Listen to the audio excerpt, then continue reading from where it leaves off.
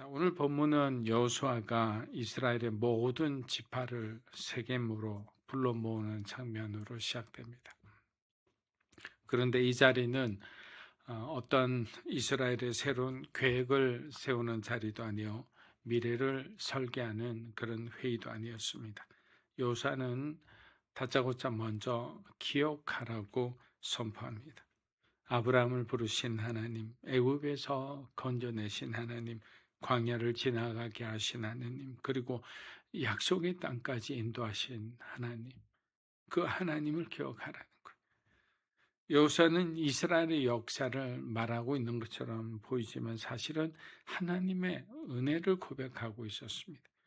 이 본문은 너희가 무엇을 했는가에 대해서 묻지 않습니다. 하나님이 우리에게 무엇을 하셨는가를 다시 듣게 하는 자리였습니다. 이스라엘은 자신들의 선택과 결단으로 여기까지 온 민족이 아니라는 거예요.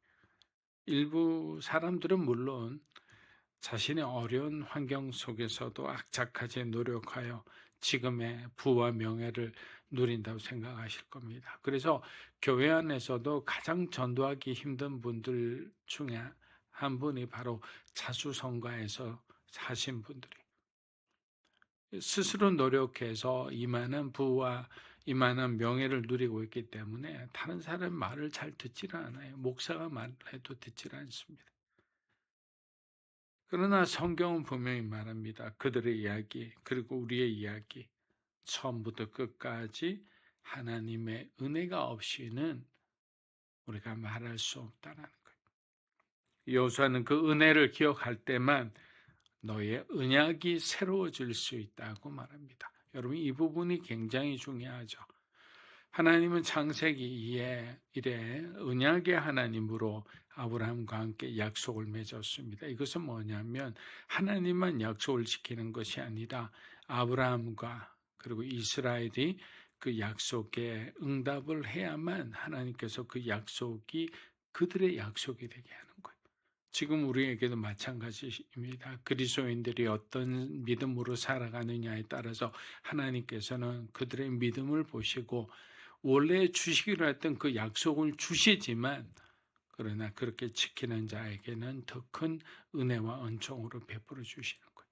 물론 구원의 약속은 변함이 없지만 그리고 우리의 삶의 은총이라는 특별한 하나님의 은혜에 대해서는 우리는 생각해 보아야 합니다. 여호수아는 바로 그 은혜를 기억할 때만 언약이 새로워진다고 그 많은 지파들을 모아놓고 그렇게 말을 했던 것입니다. 여호수아, 갈렙 그리고 하나님의 은혜의 현장을 직접 목격했던 사람들은 이미 늙어가고 있었습니다. 그들이 모두 사라진 뒤에도 이스라엘 가운데 하나님이 행하신 일을 기억하는 사람이 있을지를 벌써 연미한 거예요. 그리고 우리는 그 결과를 알고 있습니다. 사사기의 시작을 봐도 그렇습니다. 여호수아와 그리고 하나님이 일하신 그 은혜를 아는 사람들이 다 죽은 후에는 자기들이 옳은 대로 그렇게 행하는 바람에 사사기의 역사는 비극적으로 끝이 나는 거예요. 사랑하는 여러분, 신앙은 언제나 우리의 결단보다 기억에서 시작됩니다. 우리가 하나님을 붙잡기 전에 하나님께서 먼저 우리를 붙드셨다는 사실을 잊지 않는 것에서 시작하는 거예요. 근데 이것을 우리는 너무나 자주 있어요. 왜? 일상의 삶이 우리에게 너무 크기 때문에. 마치 이스라엘에게 절기를 주셔서 매년 하나님의 은혜를 강제로라도 기억하게 하셨듯이 오늘 우리에게도 하나님의 은혜를 기억하는 의도적인 시간이 필요하다고 생각합니다. 어떤 가정마다 어떤 시간들 어떤 사람들은 그래요. 이스라엘의 절기마다 가정에서 그 시간들을 보내는 분들도 계시고요. 굉장히 신앙에 적극적인 분들은 정말 이 시간대로 구약의 어떤 모습을 신약에까지 끌고 와서 그 은혜를 기억하고 자녀들에게도 신앙을 강조하는 분들도 계십니다. 자, 여호수아 24장 2절 우리 한번 읽어보겠습니다. 여호수아가 모든 백성들에게 말했습니다. 이스라엘의 하나님 여호와께서 말씀하신다.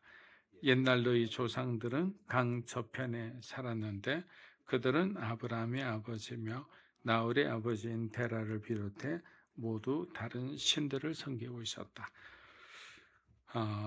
여러분, 이 말씀은 이스라엘 역사의 출발점을 보여줍니다. 하나님이 이렇게 말씀하셨죠.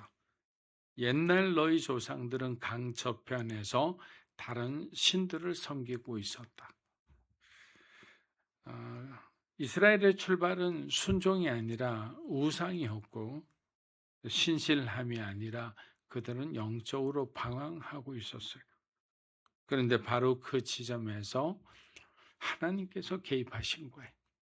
사람들이 하나님을 찾기 전에 하나님께서 먼저 그들을 찾아오신 거예요. 우리가 구원을 받았던 그 시점을 생각해 보십시오. 어떻게 우리가 구원을 받았을까요? 훌륭한 부모님 밑에 모태신앙으로 태어나서 구원을 받았을까요? 그렇지 않죠. 부모님 밑에서 태어나도 아직까지도 구원받지 못하고 세상에 빠져있는 사람들도 많습니다. 신앙은 왜냐하면 하나님하고 1대1의 관계이기 때문에. 그러나 그런 부모님 밑에 자란다는 것은 특별한 은혜죠. 왜? 신앙의 어떤 터전 위에서 자라기 때문에. 요수아 24장 전체를 보면 하나님께서 뭐라고 반복해서 말씀하십니다. 이 한 단어가 있는 거예요. 내가라는 단어예요. 내가 데려왔고 내가 건져냈고 내가 싸웠고 내가 주었다고 말씀하시는 거예요. 싸움도 땅도 승리도 사람의 성취가 아니라 하나님의 의지에서 시작되었다는 말씀이에요. 사랑하는 여러분, 신앙은 자신의 이야기를 늘어놓는 게 아니에요. 우리가 간정이라는 것은 뭐냐면 하나님께서 나에게 이런 감동을 주셨고 이런 배려와 은혜를 주셨다는 것을 하나님의 영광 받기 위해서 우리가 사람들 앞에서 간증하는 것이 이제 내가 받은 은혜를 자랑하는 것이 아니잖아요. 그래서 시간이 되실 때 오늘 여호수아가 이스라엘의 은혜의 일정을 기록한 것처럼 여러분들이 이제 영적으로 좀 침체했을 때는 그것을 적어보는 거예요. 찬송가에도 그런 말이 있잖아요. 받은 복을 세어보아라. 받은 복을 다 하나씩 적어보는 거예요. 내가 어렸을 때는 이런 사건이 있었고 뭐 이런 것들이 있는 거죠. 신앙을 가지신 부모님 밑에 태어난 것도 하나님의 은혜였구나. 내가 순조롭게 학교를 다닐 수 있었던 것도 하나님의 은혜였구나. 몸이 아플 때마다 치료해 주시고 회복시켜 주신 분도 하나님의 은혜였구나. 진로의 결정을 넣고 고민할 때 내 기도를 들어주신 분도 내 길을 열어주신 분도 하나님의 은혜였구나. 우리의 시작과 지금과 여기까지의 여정의 모든 과정이 하나님의 은혜였음을 다시 기억하는 시간인 거예요. 여호수아 24장 우리의 12장을 우리 한번 읽어보겠습니다. 내가 너희 앞에 왕벌을 보내었더니 그것이 너희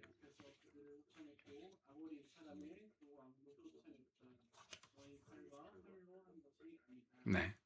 자, 하나님은 이스라엘의 승리를 아주 분명하게 정리하십니다. 뭐라고 했습니까? 너희 칼과 활로 한 것이 아니다. 말씀을 준비하면서 이 말씀을 때 이거다 생각했습니다. 이 말씀이 바로 본문의 핵심이고 우리가 살아가야 할 하나의 이정표로 삼아야 할 중요한 말씀이구나라는 생각을 했습니다. 잘 될수록 높은 자리에 오를수록 많은 물질을 축복을 받았을 때 우리는 이 말씀으로 우리가 갈무리를 하는 거예요. 너의 칼과 활로 한 것이 아니다. 내 힘과 내 지혜와 내 능력과 내 인맥으로 한 것이 아니다. 누가 한 것이? 하나님이 하신 거죠. 여기서 하나님은 왕벌을 언급하십니다. 여러분, 왕벌은 뭐 사람에 비해서 아주 작은 존재죠. 눈에 띄는 존재가 아닙니다. 그러나 한번 나타나서 윙윙거리고 또 한번 쏘이게 되면 아주 아픕니다. 그래서 사람들을 두렵게 하고 진영을 흩뜨리고 싸울 의지를 꺾어버립니다. 여러분 왕벌의 때가 그냥 진영을 덮쳤다고 생각해 보십시오. 순식간에 엎어지는 거예요. 근데 이 왕벌이 실제 있는 존재가 아니라 이 왕벌은 사람이 설명할 수 없는 하나님의 개입을 가리키는 표현이에요.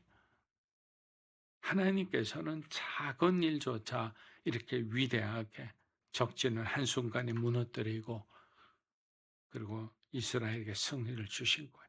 우리가 잘 아는 것이 여호사밧이 절체절명에 있을 때 하나님께서 말했죠. 이 전쟁은 나의 전쟁, 여호와의 전쟁이다. 너희는 가만히 서서 하나님의 구원을 보라 했잖아요. 그리고 찬송하기 시작했을 때 하나님은 그들의 연합군들을 단 한 번에 16만 5천 명이나 되는 연합군을 싹 그냥 단 한 명도 살려두지 않고 죽여버렸습니다. 밤이 일어나서 보니까 시체더미 온 데마다 사방이 시체더미입니다. 너희가 이해하지 못하는 방식으로 너희가 보지 못하는 자리에서 내가 먼저 일하고 있었다라는 거예요. 그리고 신명기 1장 우리가 말씀을 보면 이런 말씀이 있잖아요. 하나님께서 먼저 너희들보다 먼저 가서 너희들이 어디에서 머물러야 되는지 너희들에게 필요한 것이 무엇인지를 하나님께서 먼저 가셔서 살피신다는 구절이 나와요. 그 구절을 바라볼 때 하나님은 광야에서 그냥 알아서 일로 가고 절로 가고가 아니라 이미 어디에서 어떤 훈련이 필요하고 어디에서는 안식이 필요하다는 것을 하나님은 아시는 거예요. 여러분 그것을 테이프를 이렇게 펼쳐 보십시오. 그럼 이게 뭐가 됩니까? 인생이 되는 거예요. 인생이. 어떨 때는 희노애락에 기쁨이 있고 어떨 때는 정말 수고로운 시간들이 있고 어떨 때는 우리가 화가 나고 그 분이 나서 어쩔 줄을 모르고 그것 때문에 잠시 병이 들 때도 있고 그러고 난 뒤에는 평안한 그런 시간들이 찾아오는 거 아니겠습니까? 그래서 지금 당장의 어떤 일에 대해서 우리가 일희일비하는 것이 아니라 말씀에 우리가 집중하면 그 말씀이 주는 또 말씀이 끌고 가는 그 길에는 반드시 평안이 있다라는 것.